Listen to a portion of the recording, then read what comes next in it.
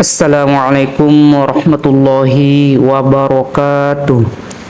Alhamdulillahi rabbil alamin.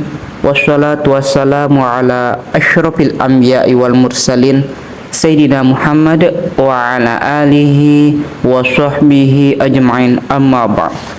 Ikhwan fillah dimanapun berada, dalam sebuah hadis yang diriwayatkan oleh Imam Bukhari dan Muslim, Rasulullah Shallallahu Alaihi Wasallam bersabda, Innallaha harrama alaikum uquqal ummahat wa wa'dal banat wa man'an wahat wa karihalakum kila wa qala wa kasratas su'al wa idha'atal mal, rawahu Bukhari wa Muslim. Dalam hadis tersebut Rasulullah Shallallahu Alaihi Wasallam menyebut 6 perkara. 3 perkara yang pertama hukumnya haram secara mutlak, sedangkan 3 perkara berikutnya hukumnya adalah makruh dan bisa meningkat menjadi haram. 3 perkara yang diharamkan oleh Allah dalam hadis di atas adalah: yang pertama, uququl ummahat atau durhaka kepada ibu.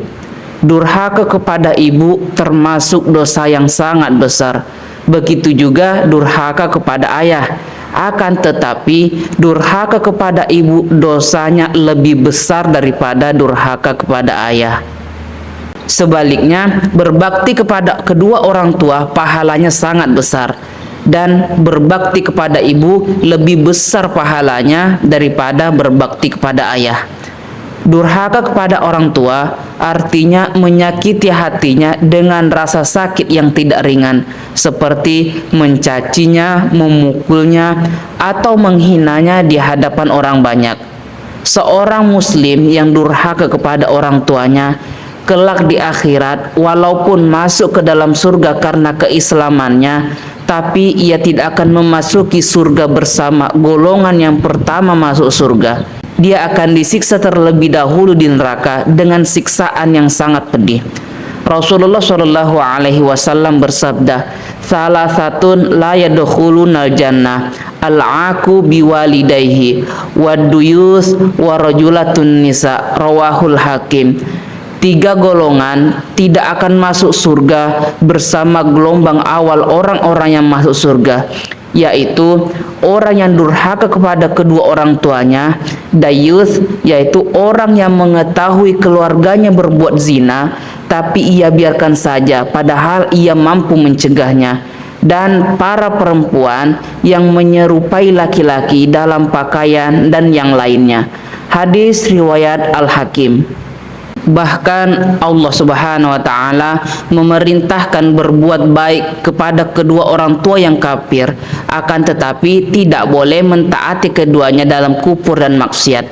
Termasuk durhaka adalah menaati perintah ibu untuk berbuat zalim kepada ayah, atau sebaliknya membantu ayah untuk berbuat zalim kepada ibu, karena memang tidak boleh membantu seseorang untuk berbuat zalim kepada orang lain. Yang kedua, wa'dul banat atau mengubur anak perempuan hidup-hidup. Perbuatan keji ini marak dilakukan pada zaman jahiliyah. Orang yang pertama kali melakukannya adalah Qais bin Asim. Hal ini masuk kategori membunuh yang diharamkan dan termasuk salah satu dosa besar, bahkan merupakan dosa paling besar setelah kufur atau syirik. Lebih-lebih lagi jika yang dibunuh adalah mahram seperti ayah, ibu, atau anak. Membunuh mahram lebih besar dosanya dibandingkan membunuh selain mahram. Yang ketiga, man'an wahat.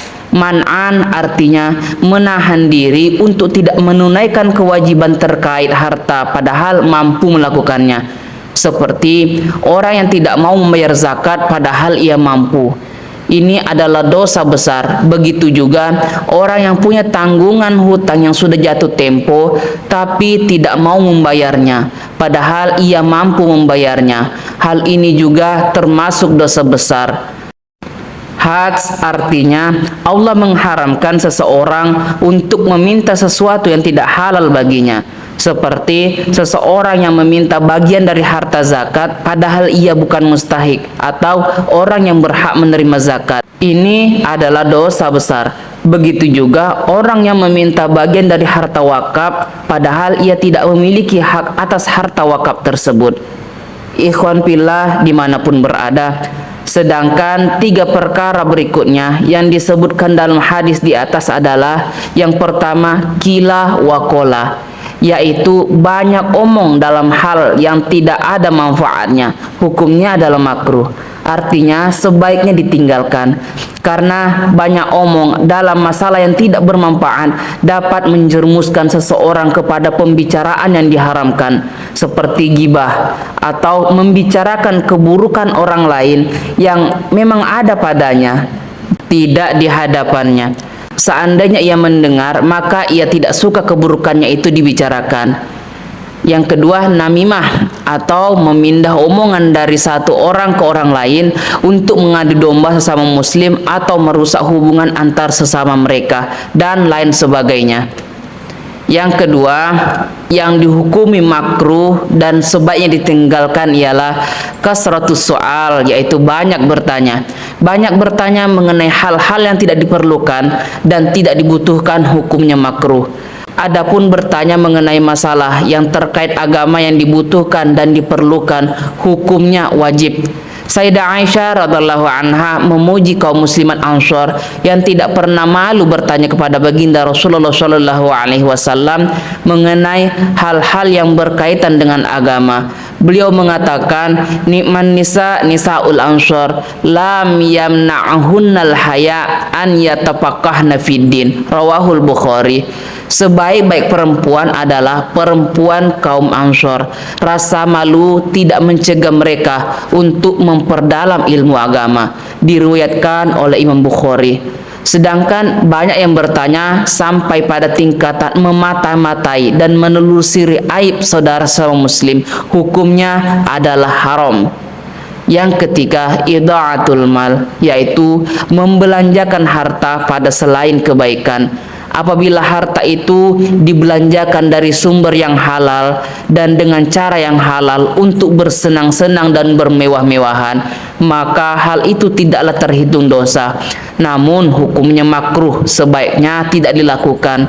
Karena memperbanyak kesenangan dan kemewahan hidup bukanlah termasuk perilaku orang-orang yang bertakwa. Rasulullah Shallallahu Alaihi Wasallam berpesan kepada sahabat Muaz bin Jabal radhiallahu anhu, iyyaka wa tana'um fa inna ibadallah laisu bil mutanaimin.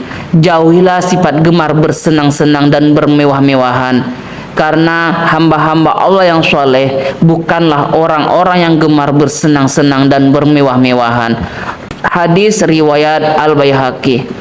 Sedangkan apabila harta itu dibelanjakan kepada maksiatan, maka hal itu tergolong dosa dan maksiat. Na'udzubillah. Ikhwan fillah dimanapun berada, demikian pesan singkat ini, semoga bisa bermanfaat dan bisa kita amalkan bersama. Amin, amin ya rabbal alamin. Wassalamualaikum warahmatullahi wabarakatuh. Terima kasih sudah menonton ceramah singkat ini sampai selesai. Subscribe sekarang dan klik tombol loncengnya agar kamu tidak ketinggalan notifikasi tentang materi menarik dan nasihat yang bermanfaat lainnya. Bagikan video ini ke teman-temanmu dan ajak mereka juga untuk subscribe. Tinggalkan komentar dan like video ini untuk menunjukkan dukunganmu. Jazakumullahu khairan.